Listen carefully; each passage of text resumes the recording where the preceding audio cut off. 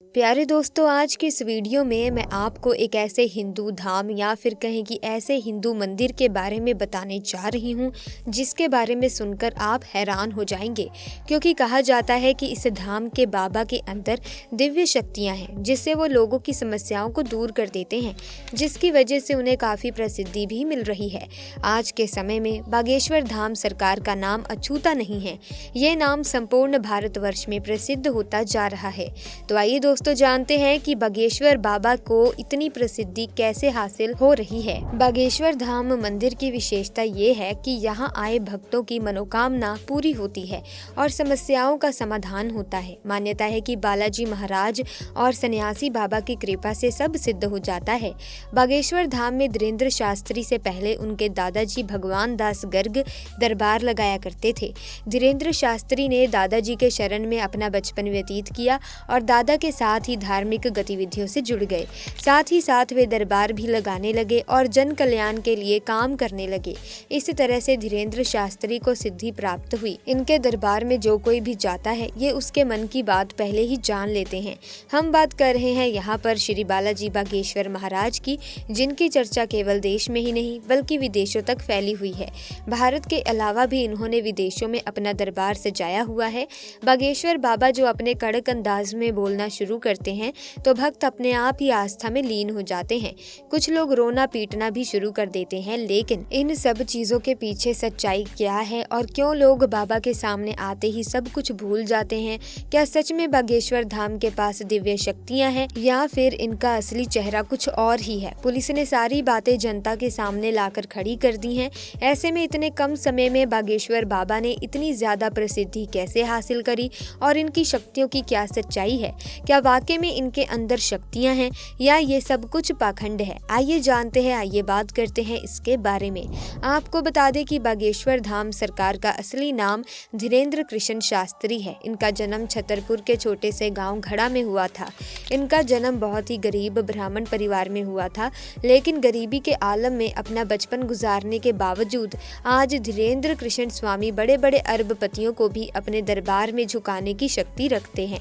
कहा जाता है कि धीरेन्द्र कृष्ण स्वामी हनुमान जी के परम भक्त हैं और 12 साल की छोटी सी उम्र से ही इन्होंने बालाजी यानी कि हनुमान जी की सेवा शुरू कर दी थी।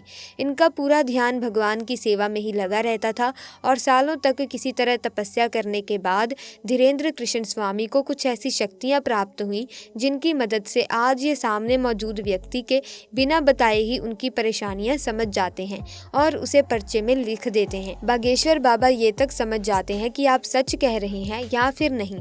इनके द्वारा लिखा एक एक शब्द 100% सत्य होता है, जिसका सबसे बड़ा प्रमाण ये है कि आज तक कोई भी इन्हें झूठा साबित नहीं कर पाया। असल में होता ये है कि जिस किसी की भी अर्जी को बालाजी सरकार स्वीकार कर लेते हैं, उस व्यक्ति को या फिर उसके परिवार के किसी भी व्यक्ति को लगातार सपने में बंदर दिखाई देते हैं। और ये कोई मन की बनाई गई बात नहीं है दोस्तों।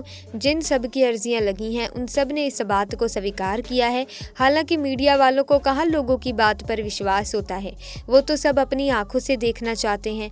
इसी चक्कर में बहुत से ऐसे मीडिया वाले हैं जो भक्त बनकर भीड़ में इकट्ठा हो जाते हैं ये देखने के लिए कि इनके दरबार में आखिर होता क्या है। लेकिन जब मीडिया वाले दरबार में गए तो ये देखकर हक्के बक्के रह गए कि बागेश्वर बाबा ने उन्हें पहचान लिया था और उनकी पोल लोगों के सामने खोल दी। इस पूरे इंसिडेंट को देखने के बाद मीडिया वाले भी बालाजी सरकार के सामने नतमस्तक हो गए।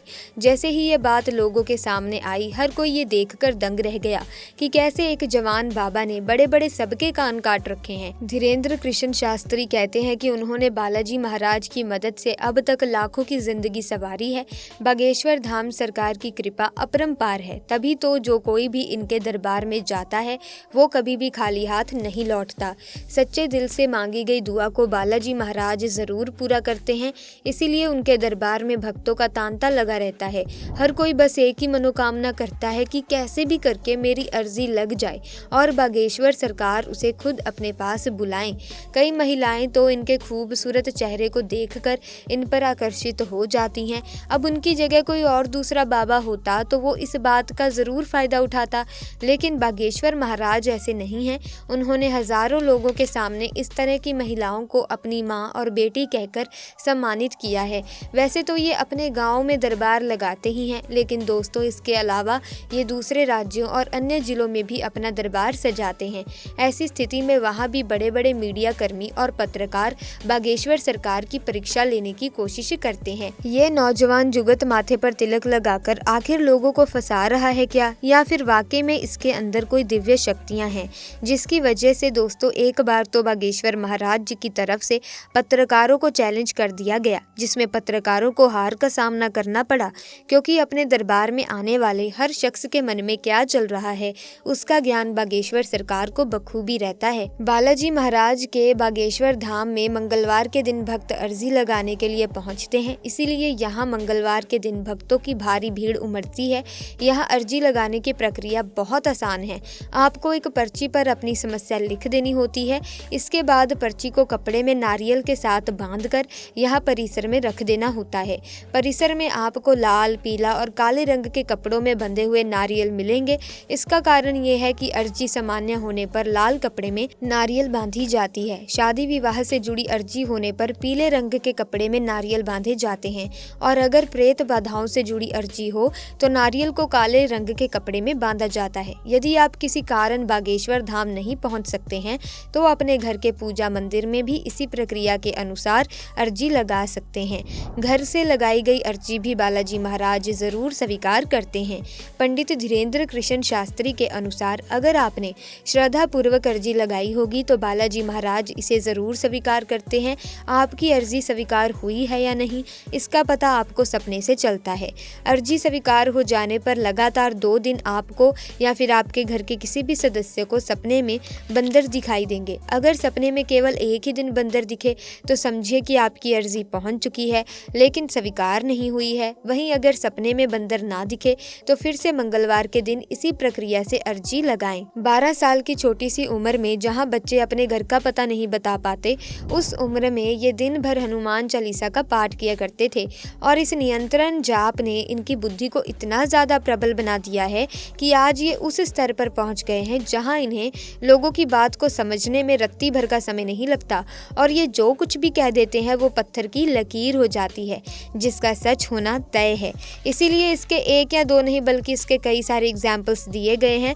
लेकिन दोस्तों इनके दरबार में आया हुआ भक्त सच्चे मन से ही आया हो ये ज़रूरी नहीं है, क्योंकि लोग अपनी बुरी नीयत को पूरा करने के लिए भगवान का सहारा चुनते हैं, और जब इनके दरबार में ऐसा कोई इंसान आता है तो ये दूर से ही उन्हें पहचान कर उनके मन की गंदगी को लोगों के सामने साफ जाहिर करते हैं, ताकि कोई भी ईश्वर के दरबार में बुरी नीयत के साथ ना आए। पहले तो इन्होंने राम कथा करी और फिर ये झाड़ फूंक का भी काम करने लगे, जो हर लोगों के अंदर मौजूद बुरी शक्तियों को अपनी एक फटकार से भगा देते हैं। लोगों का ऐसा कहना है कि जो कोई भी भूत प्रेत की शिकायत लेकर इनके दरबार में आता है वो हमेशा हमेशा के लिए ठीक हो जाता है। तो ऐसे में आपका क्या कहना है इस हिंदू धाम, इस हिंदू मंदिर के बारे में? अपने विचार कमेंट्स में ज़रूर बताना। वीडियो अच्छी लगी तो वीडियो को लाइक करें, शेयर करें, चैनल को सब्सक्राइब करके बेल आइकन को प्रेस कीजिए ताकि आने वाली नई वीडियोस की अपडेट आपको मिलती रहे। Thanks for watching.